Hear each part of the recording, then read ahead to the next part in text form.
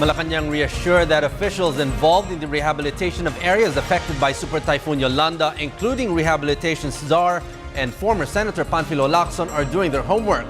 Communications Secretary Sonny Colomas said these officials are continuously fleshing out the plans of their particular agencies. He said Lacson himself, who last weekend accepted the president's offer to head the rehabilitation work, is already talking to stakeholders.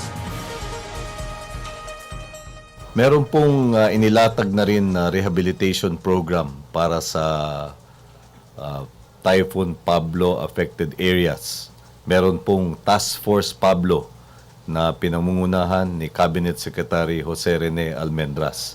At meron na rin pong inihahandang budget, no, para sa ganap na implementasyon na yan. Sinabi kong ganap dahil naumpisahan na naman yung pagtugon sa mga pangailangan ng Typhoon Pablo victims na naganap, kung di ako nagkakamali, eksaktong 1 taon mula nung 1 taon.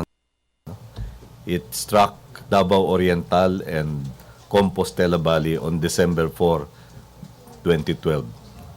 Kaya makaasa po ang ating mga kababayan doon na paglalaanan ng sapat ng pondo yung pang mga remaining aspects of rehabilitation. Isa